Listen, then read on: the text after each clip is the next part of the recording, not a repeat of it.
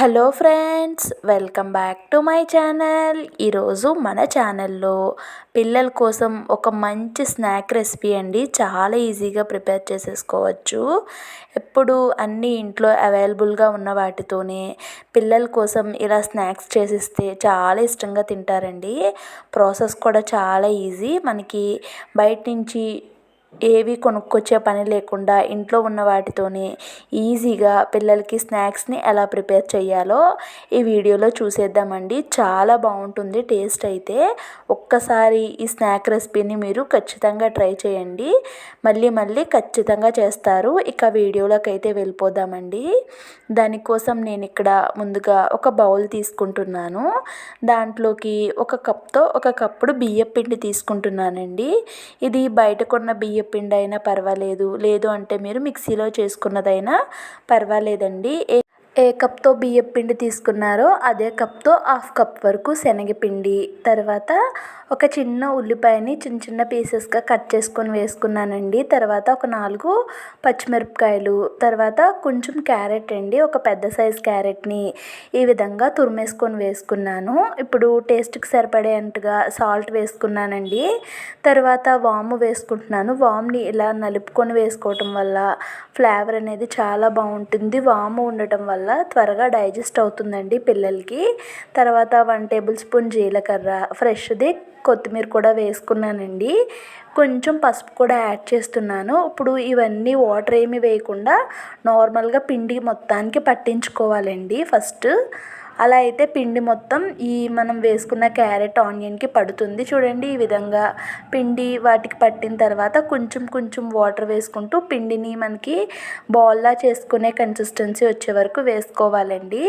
Water వేసుకునేటప్పుడు చూసుకొని వేసుకోండి. వాటర్ అనేవి ఎక్కువైపోతే మళ్ళీ పిండి యాడ్ చేసుకోవాల్సి వస్తుంది. అందుకోసం వాటర్ని చూసుకుంటూ వేసుకుంటే సరిపోతుంది. చూడండి, పిండి కన్సిస్టెన్సీ కరెక్ట్గా వచ్చేసింది కదా.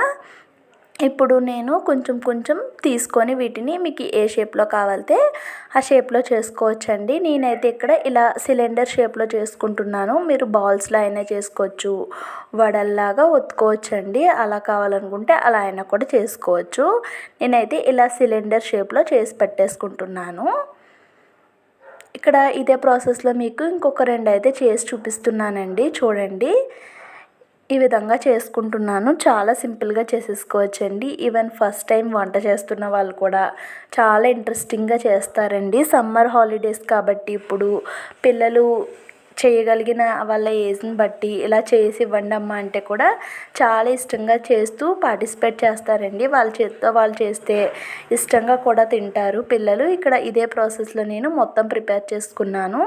ఇక్కడ ఈ ముద్ద అయితే మిగిలిందండి. నేను కొంచెం చేసుకున్నాను. ఈ ముద్దనైతే నేను ఒక బాక్స్లో పెట్టి ఫ్రిడ్జ్లో స్టోర్ చేసుకుంటే ఒక 3 రోజుల పాటు నిల్వ ఉంటుందండి. 3 రోజుల కంటే ఎక్కువ అయితే నిల్వ ఉండదు, ఎందుకంటే దాంట్లో మనం ఆనియన్స్ యాడ్ చేసాం కాబట్టి. ఇప్పుడు ఒక బౌల్ తీసుకొని దాంట్లోకి ఒక పెద్ద స్పూన్ అయితే మైదా పిండి వేసుకున్నాను. మైదా పిండిలో కొంచెం సాల్ట్ వేసి స్పూన్ పెట్టి పిండిని మనం లిక్విడ్ లాగా కలిపేసుకోవాలండి. చూడండి, ఈ విధంగా లిక్విడ్ లాగా కలిపేసుకొని పక్కన పెట్టుకుంటున్నాను.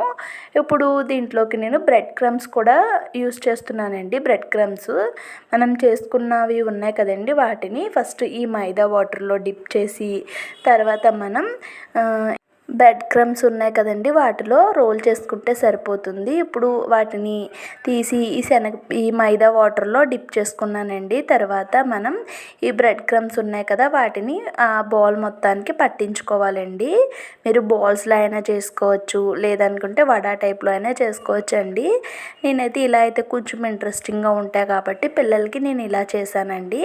వీటిని ఇప్పుడు ఒక ప్లేట్లో పెట్టేసుకుంటున్నాను. ఇక్కడ ఇదే ప్రాసెస్లో ఇంకొక 2 కూడా చేసి చూపిస్తున్నాను. చూడండి, చాలా ఈజీగా ఆ వాటర్లో డిప్ చేసి తర్వాత బ్రెడ్ క్రమ్స్ అంటించేసుకోవాలండి. ఇక్కడ బ్రెడ్ క్రమ్స్ అనేవి నేను ఒక 4-5 బ్రెడ్ని మనం మిక్సీ చేసుకుంటే బ్రెడ్ క్రమ్స్ మనకి ఈజీగా ప్రిపేర్ అయిపోతాయండి. ఇక్కడ ఇదే విధంగా మొత్తం అన్నీ ప్రిపేర్ చేసి పక్కన పెట్టేసుకున్నాను. ఇప్పుడు స్టవ్ వెలిగించి డీప్ ఫ్రై కోసం ఆయిల్ పెట్టుకున్నానండి. ఆయిల్ కొంచెం హీట్ అవ్వాలండి, మరీ ఎక్కువ హీట్లో ఉండకూడదు. ఇప్పుడు మనం ప్రిపేర్ చేసుకున్నవి ఉన్నాయి కదండి, వాటిని ఒక్కొక్కటిగా వేసుకొని చేసుకోవాలి. ఇక్కడ నేను తీసుకున్న పాన్ అనేది కొంచెం వెడల్పుగా ఉంది కాబట్టి నేను ఎన్ని అయితే ప్రిపేర్ చేసుకున్నానో మొత్తం అన్నీ కూడా వేసేసుకున్నానండి. మనం ఒకసారి కొంచెం ఎక్కువగా పిండి ముద్దని కలిపేసుకొని మనం ఎన్ని కావాలంటే అన్ని తయారు చేసుకొని మిగతాది ఫ్రిడ్జ్లో స్టోర్ చేసుకుంటే ఒక 3 నుంచి 4 రోజులు ఉంటుంది కదండి. మళ్ళీ పిల్లలు ఎప్పుడు కావాలంటే అప్పుడు ఈజీగా చేసేవచ్చండి. ఇలా ఇంట్రెస్టింగ్గా చేసిస్తే పిల్లలు బయట స్నాక్స్ అయితే తినటం మానేస్తారండి. ఇంట్లోనే మనం చేసి ఇచ్చినట్టు అవుతుంది, హెల్తీగా తింటారు. ఇప్పుడు చూడండి, ఇవి ఒక సైడ్ ఫ్రై అయిన తర్వాత ఇంకొక సైడ్కి నెమ్మదిగా తిప్పుకోవాలండి. ఒక 2 నిమిషాల పాటు గరిటె పెట్టకుండా కుక్ చేసుకొని 2 నిమిషాల తర్వాత అటు ఇటు తిప్పుకుంటూ కలుపుకుంటే మనకి పర్ఫెక్ట్ గోల్డెన్ కలర్ అయితే వచ్చేస్తాయండి. ఇది బ్రెడ్తో కోట్ చేసాం కాబట్టి త్వరగానే ఫ్రై అయిపోతాయండి. మనం ఒక 2 నుంచి 3 నిమిషాలు టైం పడుతుంది అంతే, ఇంకా అంతకు మించి టైం అయితే ఏం పట్టదు. ఇవి మంచిగా ఫ్రై అయిపోయినాయి కదండి, ఇప్పుడు తీసుకోవడమే. చూడండి, మంచిగా ఫ్రై అయిపోయినాయి. ఇక వీటిని అయితే సర్వ్ చేసేసుకుంటున్నాను. దీన్ని నేను టమాటో కెచప్తో తింటున్నామండి. చాలా బాగున్నాయి. ఒక్కసారి డెఫినెట్గా వీటిని ట్రై చేసి మీకు ఎలా కుదిరిందో కామెంట్స్లో షేర్ చేసుకోండి. అండ్ అలానే ఈ వీడియో కనుక నచ్చితే ప్లీజ్ సబ్స్క్రైబ్.